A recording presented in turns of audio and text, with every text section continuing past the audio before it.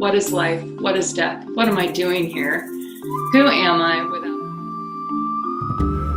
I sat up in bed and I realized in that instant of sitting up in bed and breathing, I went, "Ugh," like this breathing in air. I realized I hadn't been breathing the whole time that I'd been in this experience. And I made that sound so loudly, it woke Tony up, and he sat up and said, "What's wrong? What's wrong?" And I said, "I don't know, but my life will never be the same again."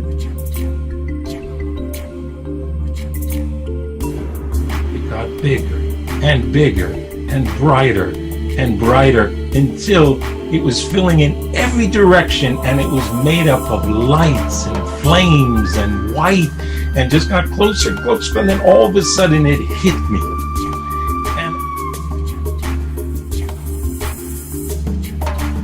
But suddenly there was like this kind of like this portal just opened, that there I could just sense that I have access to all the information in the universe.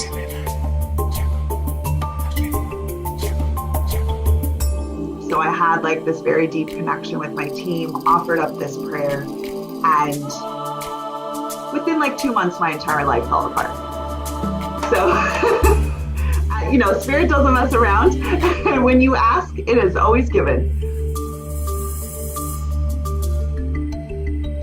And then in that dream, I understood that what I am is mirrored throughout the whole cosmos, that I'm part of all of that. I am literally part of everything in the cosmos, and all of that is part of me. It can be seen by me through these mirrors. And so I felt like this web of life, you cannot unplug from it. You cannot get out of it. No matter what you do, you are in it, and it is glorious. And all of that energy and potential and creativity and possibility is ours. And that all of the universe is reflected in our very being, in our very selves. And everything that we are is reflected throughout the whole universe too. There is no separateness. There is no such thing as anything being separate.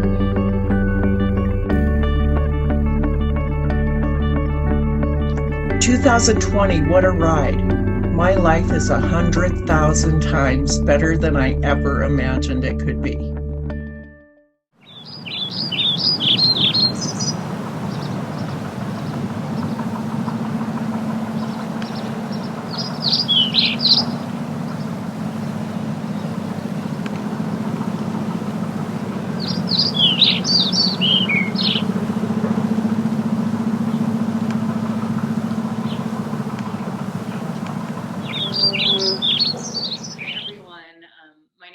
Sinnott, and I'm just so happy to be invited here today to talk about awakenings, which is something that is always inspiring for me to hear about different experiences people have had that really change their worldview, their perspective, because that has definitely happened to me.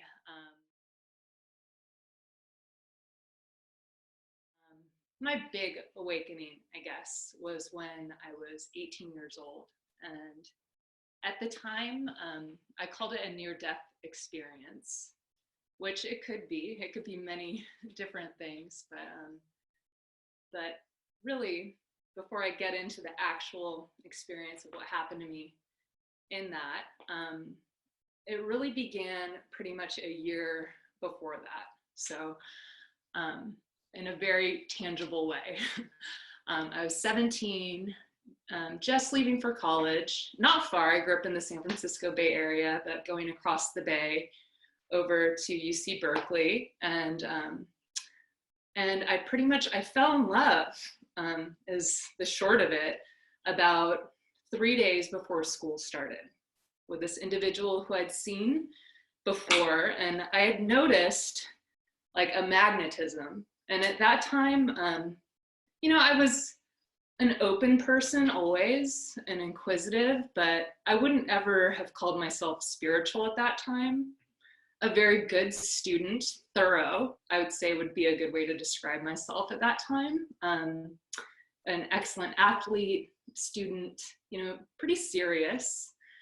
And, but, you know, I felt this pull with this person before we actually, and it's like we were circling around each other for a few weeks, and all of a sudden we came, you know, face to face, and pretty much it was this immediate falling in love that I can't say lasted very long, but enough for me to go through a big experience of, and that maybe that was my first awakening of sorts. Just a whole host of new things started happening to me through knowing this person. Like, I just became more sensitive to energy in general. I could close my eyes and see grids of energy and kind of know where that person was at all times. And this was really confusing to me at that time, that this was a thing that I was experiencing and that nobody had really told me about this. But also exciting because there was the element of love with it. And so I experienced that for a few months with this person until that dissipated. And it was quite intense, especially just starting school at this new place. I was participating in my classes and all, and meeting some people, but I was much more interested in this other interaction with this person, and also the world that seemed to come alive around me in all sorts of different ways. It was a leveling of kind of priorities and values, I guess. I just became much more interested in this very alive and interactive world around me that seemed to be switched on like a light switch when I met this person.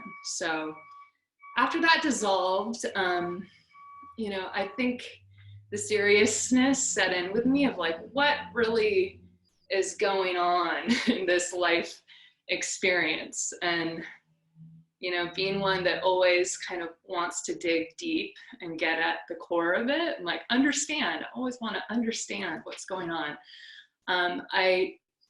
I took it on just through observation.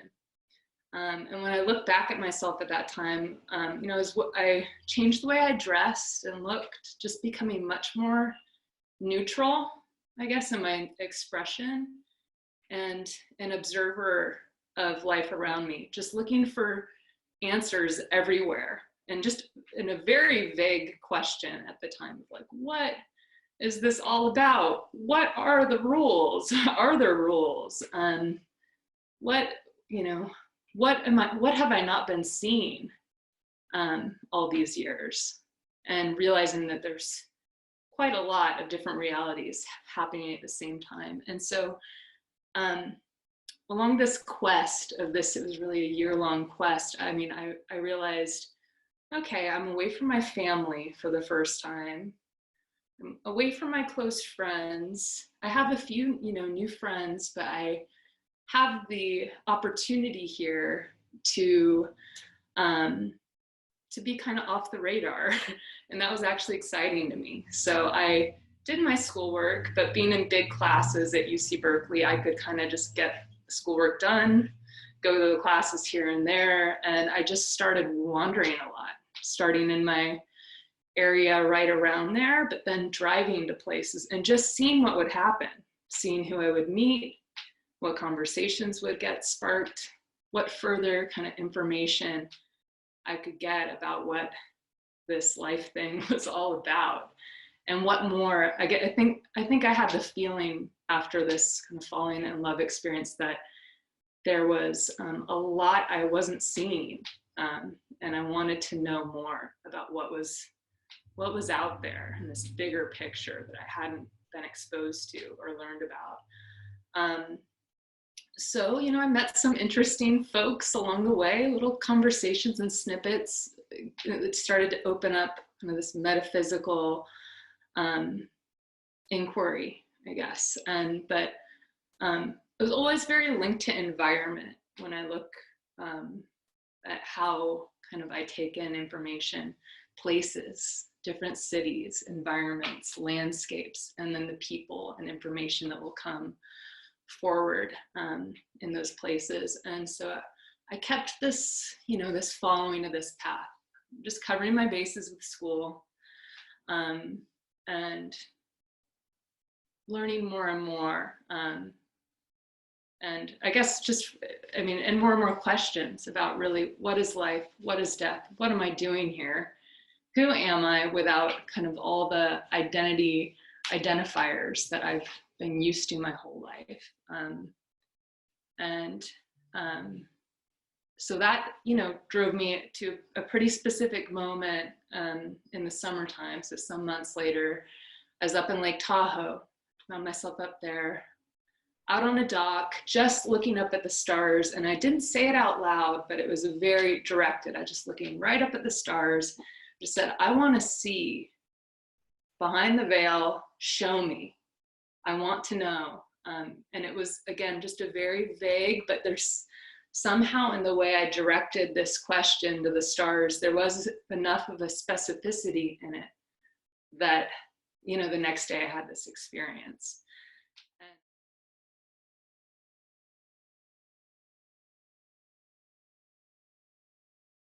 From there, I left the next day. I drove back to my parents' house. They weren't there, so my childhood home. And I was there. And I remember just feeling kind of tired and a little bit nauseous almost. And I lay down again in my childhood bedroom, and I lay down and I had a mirror facing me that was reflecting kind of all the shelves in my room with objects, that were still from my different stages of life. Just being 1 year out of college, it was still pretty much freshly my room, quote unquote. But and I saw my face go completely still in the mirror and noticed that I was having trouble breathing, and that I wasn't breathing. Actually, when I saw myself reflected in the mirror, completely still in face. And it wasn't necessarily alarm. There was no space for that, but there was attempt. I felt myself trying to breathe. And with each attempt at breath, what was happening. And at this point, it becomes very simultaneous. There's a stack of different experiences happening at the same time, but I can somewhat make it sequential. But I was attempting to breathe, and with each attempted breath, feeling a swirl come up and through the third eye and out, almost like steam or smoke, with each pretty much attempted breath, there'd be this swirling action, this swirl come through the body, through the third eye, and encased within each of these swirls, I would see combined, there'd be sometimes a space from a dream, an individual I'd met, and it could just be someone I saw on the street, combined maybe with an object or memory from my childhood, and then mixed in sometimes would be a major character from my life who I would see, I remember seeing an image of my sister in an outfit and a really expressive version of herself. But then within that, her energy, almost like a ball of energy with that image. And this kept happening, with each attempted breath, almost like little packages or gifts. They really felt like gifts, and it was incredibly exhilarating and joyous, but I was still trying to breathe, but there was more and more and more and more. And so this just kept happening. And the simultaneous part of this, so at another point, and it might have been right at the same time, I remember seeing in my body just this, again, it was like a energy running through my body and busting through the chakras. Again, chakras weren't something I was totally into at all, or vaguely knew about them. But seeing this energy kind of bouncing up and down, and it would revisit some of the other chakras, bouncing up and down, opening up, expanding in certain areas, and then coming all the way up into the forehead, feeling wide open again while this swirling was happening. It was a very visual experience, which I think has been part of my journey as well, that this is how I experienced this awakening, very, very visual. And, you know, this energy also coming all the way up, out the crown. And so and I believe, you know, when I experienced that aspect of it coming through the crown, I traveled into this other space, which was like a wide open, multi-dimensional space that I could call white, but no edges at all. And I felt like I was talking to my shadow, is how I experienced it, and starting to ask questions again, like, have I died? You know, that was the first question, is this death? And I didn't really get a clear answer on that. I did get reflected back to me to look at some books that I'd picked up the previous week, again, on one of these little excursions. I'd gone up to Northern California to a bookstore, gotten in a conversation with a man there, and he had recommended some books for me that I had yet to look at. So look at the books and assess tomorrow, basically. But and then there were I can't really fully remember more of this exchange with a shadow, but it felt like God, the concept of God, but it also felt like myself, really. And so that was happening. And then there was also this experience of just being everywhere all at once. And sitting in trees was like a very interesting piece. I saw myself sitting either in trees or at the base of trees all around the world. And so, yeah, it was overwhelming. And then another layer to all this, I feel like it was all happening at the same time. My consciousness was taking it all in. And then there was the aspect of also still seeing myself in the mirror, just completely still, face still, not moving, and thinking about that it would be sad for my parents, that, you know, that I'm dying or will die, in process of dying. They'll be sad about that, but this is what I've been asking for. This is the most joyous experience. These are the culmination, all the questions I've been asking. And it was very clear to me at that moment, especially, again, all these swirls of combinations of beautiful souls, people who I've known in my life, in this much more expanded way, of them being really just energetic and almost like balls of colored energy that I'd known beyond whatever their form was, that presented with it in this life. And it was very clear to me I'd chosen my parents. That just became a real concrete clarity through this experience. I had chosen my form, and to be this girl. I remember I was looking around the objects in the room and just thinking, oh, like almost laughing about it, like, oh, how funny. This is who I was this time. And this is what she, you know, put on her shelves. And yeah, and it was just, yeah, it was quite a very profound but beautiful experience. And so this all just was happening. And at a certain point, I remember trying to breathe again. And this felt like this went on for hours, months, days, just, you know, it was kind of beyond an experience of time.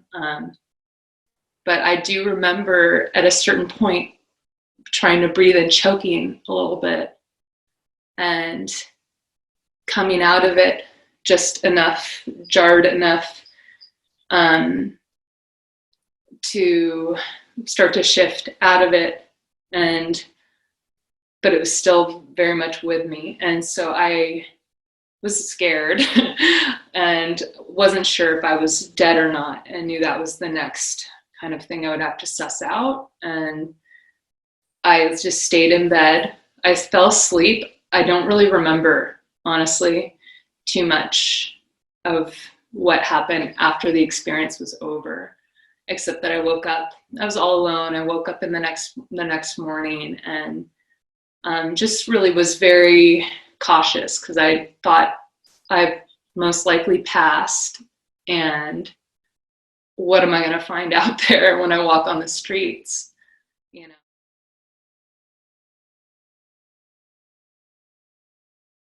So I had the books with me. That was one very tangible piece of information I got for guidance throughout the experience.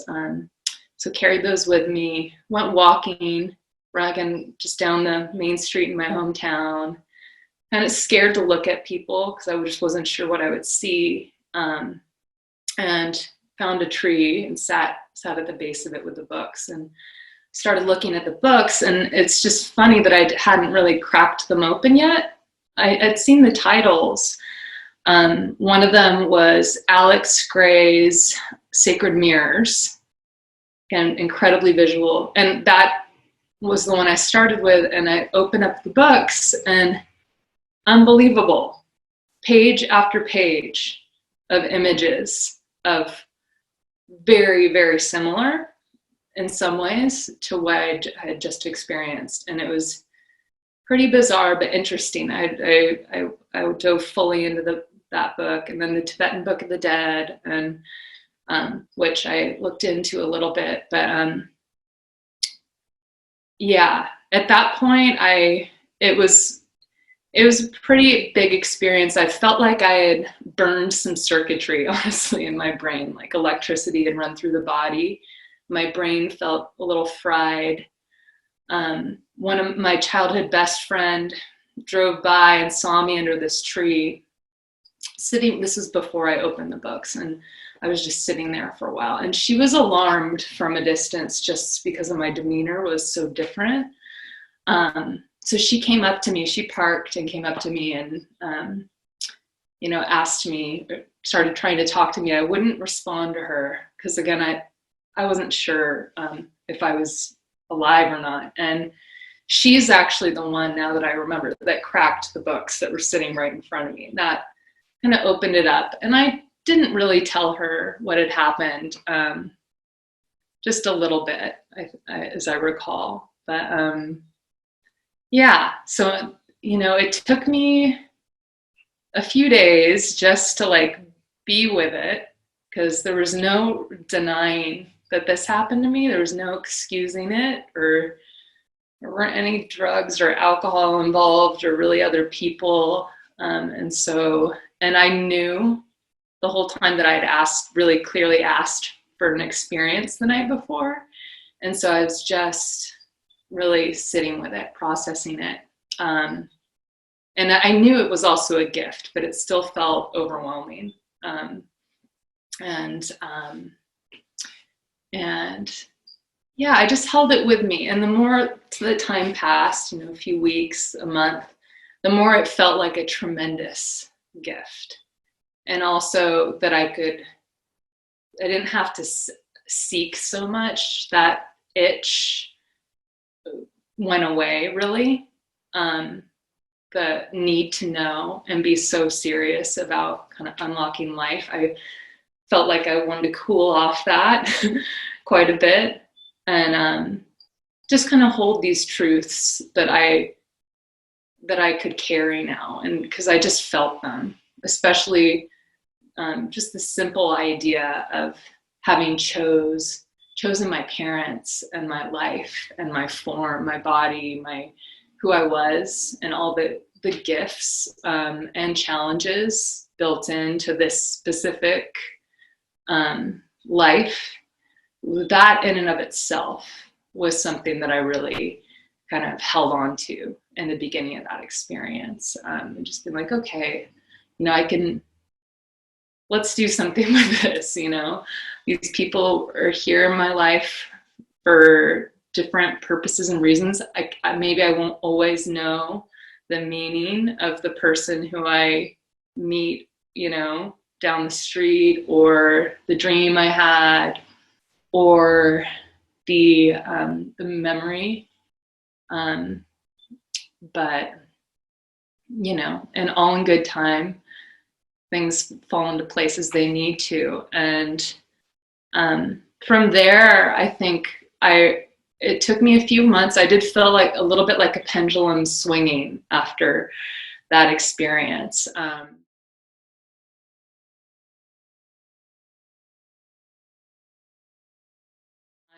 I told a few friends, and one good friend of mine said, I'm taking a yoga meditation class, and the teacher, he's researching Kundalini energy and some of the first earliest descriptions of Kundalini. And you should really read some of his writing, and what he describes as Kundalini awakening experiences. And she had some printouts from the class, and she gave them to me, and that was kind of unbelievable. I read some of his translations at that time, and he's kept digging of like the earliest recorded writings of the Kundalini energy. And unbelievably, through his translation, some of my own personal journals had some of the same language about, again, the sequence of events, how I had experienced the energy kind of opening the chakras, systematically moving up the body, opening up these layered experiences. So that was really, that felt really comforting in some ways, to know this was an experience that happens to people, and to give it a little bit of a direction, or a category felt kind of good. And I didn't really pursue Kundalini yoga at that time. I didn't really know about it, but not too long thereafter, at a party, I met a woman, and somehow we got to talking on this very deep level very fast about awakenings, actually. And she shared what she had experienced, and I shared a piece of what I had, and she told me that she was doing a Kundalini yoga teacher training, and that the practice might help me to balance out the energy. And just as a way, because I was still at that time, this is a year or two afterwards, still really looking for a way to balance myself and cool it down. And I had a trouble reading for a while. My eyesight got affected. And I started backpacking a lot, which was a beautiful gift of the experience. Just my focus turned more towards grounding and looking or experiencing kind of magic and energy and metaphysics, these things I was interested in, through the earth and through interaction with the earth. And that was just such good, rich medicine for me. So I spent a lot of time backpacking whenever I could, and met a few other friends who really were interested in that. And that opened up kind of a whole nother, I guess, way of interacting with spirit, but just through all sorts of means. So in a very kind of, a very nurturing way. It felt very nurturing, feeling at home in the mountains, with a creek, and alone, walking through a field, and just, very supported here on earth, in this life. And, that, so, and that's led me, you know, further and further into meeting new people and different phases of life. But that one awakening really was the biggest kind of cracking open for me, that I'm very grateful for. It was, when I look back at it, it was a very challenging time though, definitely. It was rigorous and hard in a lot of ways. But I'm so grateful for that. Because yeah, again, it's opened me up to all sorts of different experiences and people and places. Yeah, that I don't know if I would have gone this way, but this is definitely a part of my life, and I know that.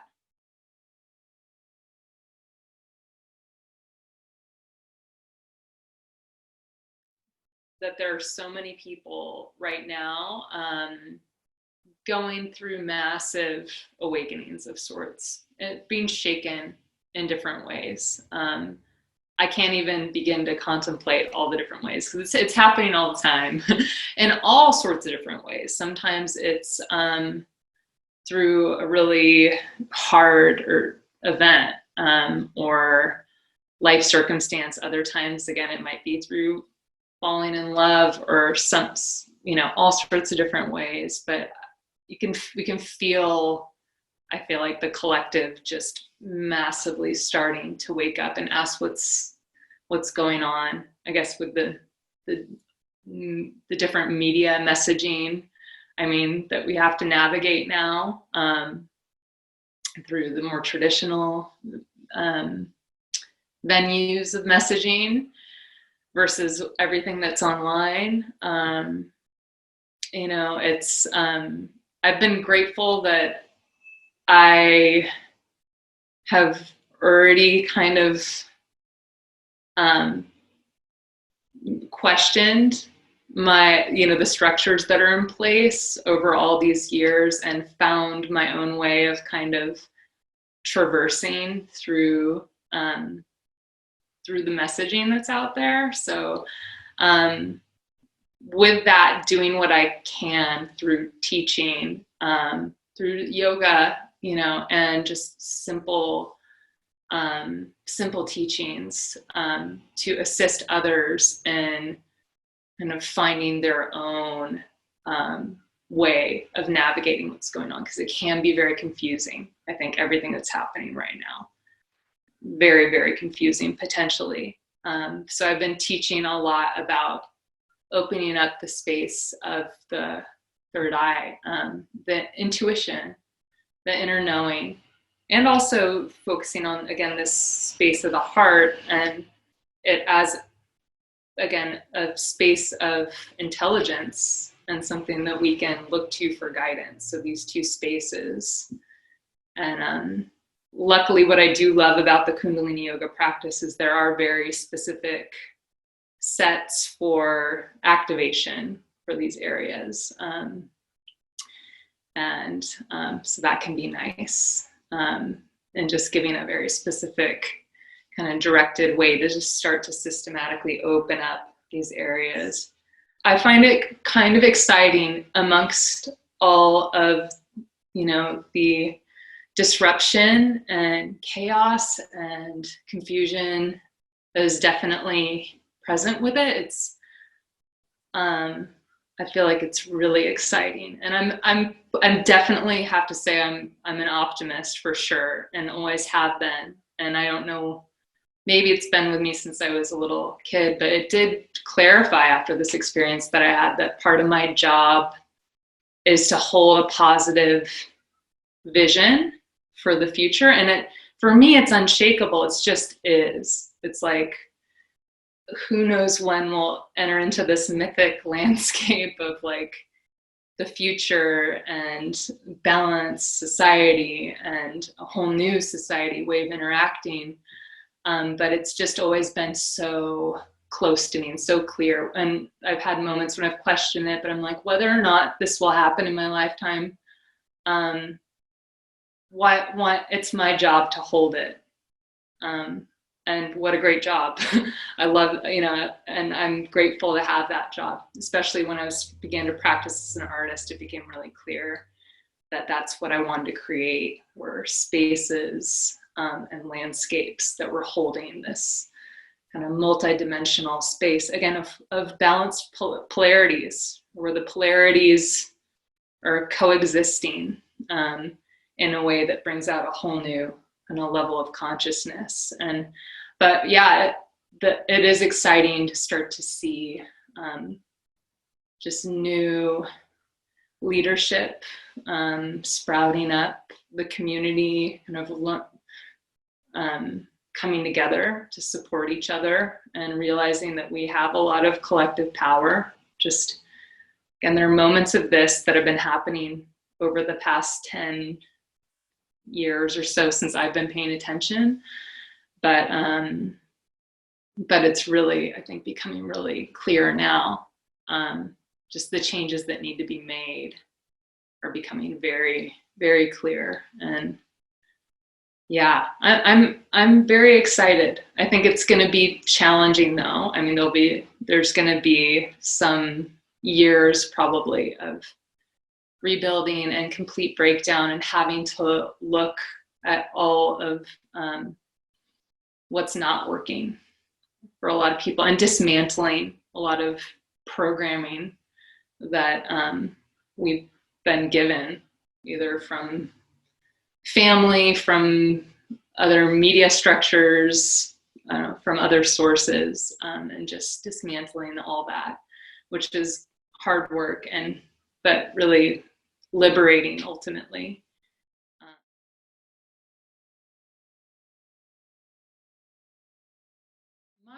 My advice for someone who has recently experienced an awakening, is in the process of experiencing an awakening, or is wanting that, I guess, in their life. For me, the idea of grounding has been really important. And I would, just because of my own experience, I would offer that to connect to the earth and the earth elements. And for each person, it's different. It may be nice to have other people you can share the experience with. Or again, you might find comfort more in just holding it and being with the earth. But I would say finding a source of connection, though, some way to open up the experience so it doesn't become too heavy or too much. And I think it is, especially in sharing today, and over the years, it is really inspiring to share with other people when it feels right. So I would encourage you to share what's going on in your life, and